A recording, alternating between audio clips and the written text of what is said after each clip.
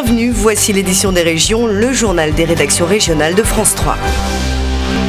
Si le nord du pays fait grise mine, ce week-end de 1er mai s'annonce beaucoup plus agréable dans le sud du pays, notamment en Corse.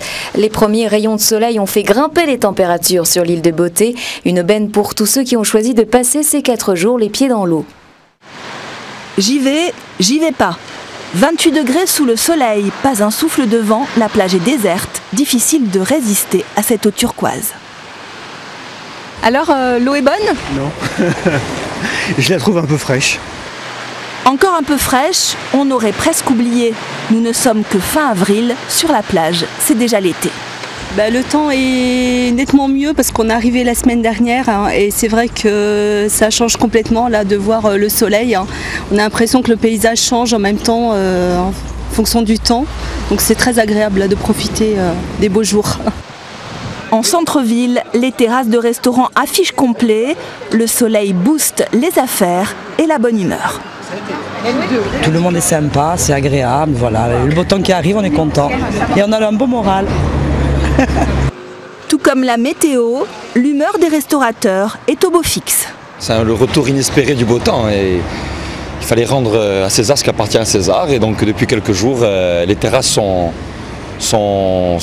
blindées de monde et c'est tant mieux pour Ajaccio. Dans les hôtels, la saison s'annonçait déjà prometteuse. Ce soleil de fin avril est un bonus. Nous affichons complet donc, depuis, pour le week-end. On espère donc que pour le restant de la semaine, ça nous apporte un plus au niveau des raisins. Bain de soleil ou croisière à la voile, ce week-end du 1er mai qui commence à Ajaccio a des airs de grandes vacances. Le 28 avril 2011, un attentat à la bombe faisait 17 morts sur la célèbre place Jemaa El Fna, en plein cœur de Marrakech. 8 ressortissants français ont perdu la vie dans cet attentat meurtrier. Un an après, le Maroc organise ce samedi une cérémonie en hommage aux 17 victimes. Cet attentat avait porté un coup dur au tourisme marocain. Il était le premier à être perpétré au Maroc depuis 2003. 6 jours après le premier tour de l'élection présidentielle et à 8 jours de la désignation du prochain chef de l'État, une polémique n'en finit pas d'agiter un village de l'Essonne. En fin de journée, dimanche dernier, plusieurs citoyens ont voté avec des bulletins écrits à la main par le maire de cette petite commune. C'est le petit travail d'écriture qui fait tant parler à Étrechy. Dimanche dernier, vers 18h30, en manque de bulletins Sarkozy et Mélenchon, le maire décide d'en fabriquer lui-même une 50aine. Pas le temps, dit-il, de se réapprovisionner en préfecture. Un moindre mal, selon l'édile. Ce qui était important, c'était que l'électeur puisse s'exprimer et c'était la volonté de l'électeur. Donc, ce qui aurait été terrible, c'est que, en fait, des gens ne puissent pas avoir un bulletin de vote au nom du candidat Sarkozy. Et là, je crois que, pour le coup, là, l'élection aurait été invalidée. La préfecture assure avoir envoyé plus de 5000 bulletins par candidat. Reste la question de cette panne subite en fin de journée, une panne qui serait due au manque de doigté de certains électeurs. C'est vrai que les bulletins, vous avez toujours l'impression d'en prendre un et puis vous en prenez plusieurs sans faire exprès. Quant aux habitants de cette petite commune de l'Essonne, ils ne semblent pas plus choqués que ça par ces bulletins made in Étrechy. Ça reste un bulletin avec un vote et une expression. Il n'y a pas de sticker, il n'y a pas de petit machin dessus, il y a un nom et puis on peut voter. Donc pour moi, je vois pas de problématique. Je trouve ça bizarre, mais enfin, bon, je sais pas si c'est juste ou pas. C'est vrai qu'il a dû faire ça pour que le vote se fasse normalement, qu'il n'y ait pas de bulletin manquant. La préfecture de l'Essonne indique ne pas avoir été saisie de ce problème, pas de commentaire non plus de la part du Conseil constitutionnel, aucune plainte pour l'instant n'ayant été déposée. Le niveau record du prix des carburants provoque une vague de vols sans précédent. Les engins de chantier sont ainsi régulièrement vidés de leur gazole. Dans la Vienne par exemple, à Perret, 3 siphonneurs viennent d'être pris en flagrant délit. Il défaisait le grillage, je pense qu'il l'avait coupé déjà 1 ou 2 fois, enfin si c'est toujours les mêmes. Il coupait le grillage, il basculait, il rentrait dedans, il prenait les bidons, il les chargeait, enfin il tirait dans les SMIC qui sont là. 1400 litres de gasoil ont été ainsi dérobés mardi matin directement depuis les réservoirs de ces camions, avec par terre de drôles de traces. C'est pour tenir les bouchons de bidons plastiques quand ils sont neufs. Et le matin, quand on arrivait, souvent on en trouvait plein autour des camions, on en trouvait plein, donc on savait qu'il y avait quelqu'un qui était passé. Hein. Et puis les réservoirs, les chauffeurs montaient dedans, ils étaient à sec, quoi. Il n'y avait plus un poil de gasoil dedans. Le soir même, l'équipe revient. 3 hommes âgés de 20 à 27 ans, mais seulement cette fois, les gendarmes les ont attendus.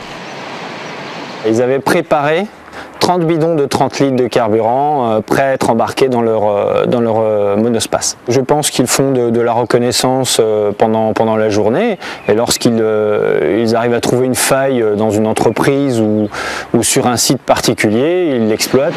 Des voleurs qui ne seraient qu'opportunistes. Mais pour les carrières des minières de Perret, c'est la 9e fois depuis le début de l'année et c'est une très grosse perte sèche.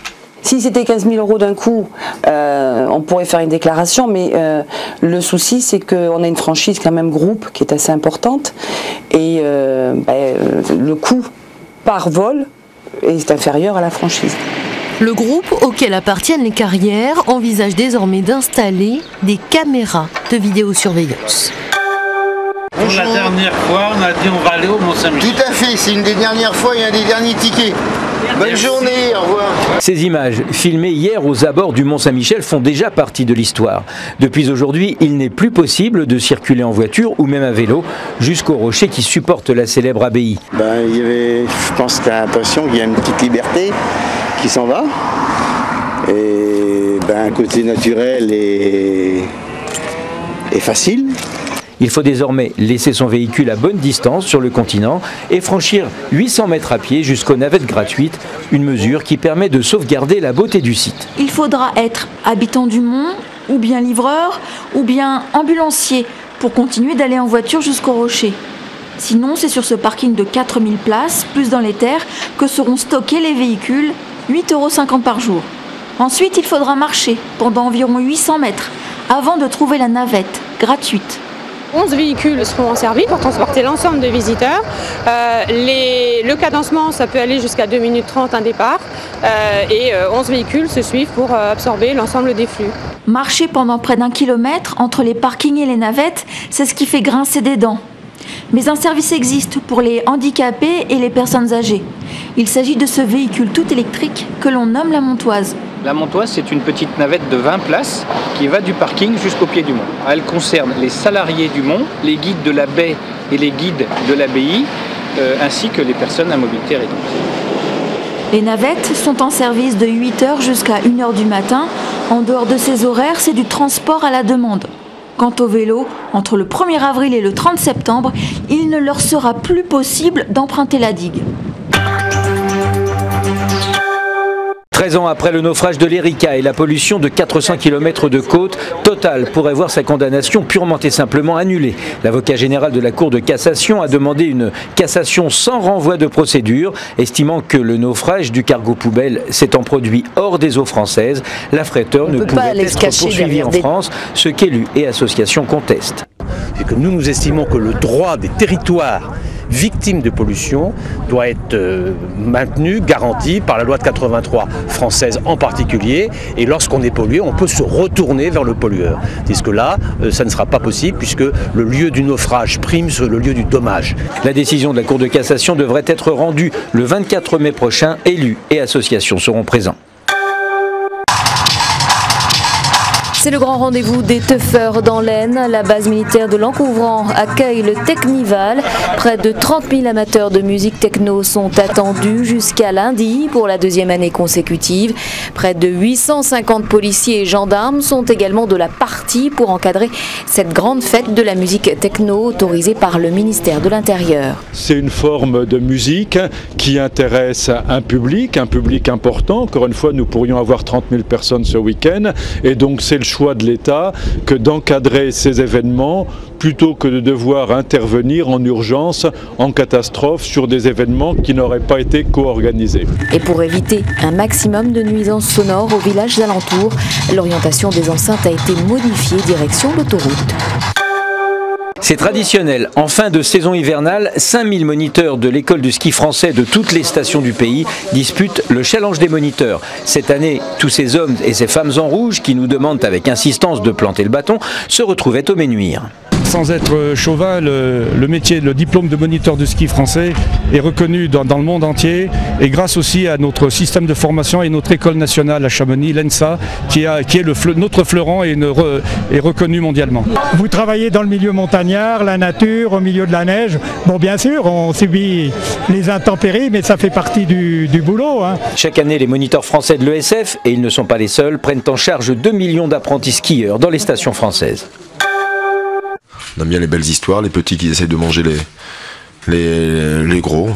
On le prend avec beaucoup de plaisir, on sait très bien qu'il y aura un soutien populaire. La pression monte pour les joueurs de l'US Quevilly à quelques heures maintenant de leur première finale de Coupe de France ce soir contre l'Olympique lyonnais. Les jaunes et noirs rêvent de rentrer dans l'histoire en ramenant la coupe à la maison, encouragés par des milliers de supporters venus de toute la région au Stade de France. Des supporters qui donneront de la voix, mais aussi de la couleur dans les tribunes avec ce maillot géant aux couleurs de leur équipe. Ça, c'est notre tribune, elle va être animée entre ballons, le tifo, confetti. On sera tous là. Et le club normand a déjà rencontré l'Olympique lyonnais. La première fois, c'était en 1968 devant plusieurs milliers de spectateurs. La défense normande, maîtrisant l'attaque de Lyon, ont commencé à penser dans le camp de Quevilly à un possible exploit. Et c'est cette défense normande qui allait être à l'origine de la qualification de son club. Un long dégagement de Lemaire était repris de la tête par Zanqui. Chauveau repoussait la balle sur Orlaville. C'était un but imparable. Quevilly 1, Lyon 0. Il y avait 75 minutes que l'on jouait. Pour les 8000 spectateurs, parmi lesquels de nombreux supporters normands, c'était l'explosion. Puis Guy, vous allez le voir, fera courir le frisson à 2 minutes de la fin dans le camp normand. Lorsque seul à 2 mètres de Soun, il manquera son tir. Quevilly venait d'éliminer le plus logiquement possible Lyon par 1-0. Dans le camp normand, à l'image de l'entraîneur Lefebvre, c'était du délire.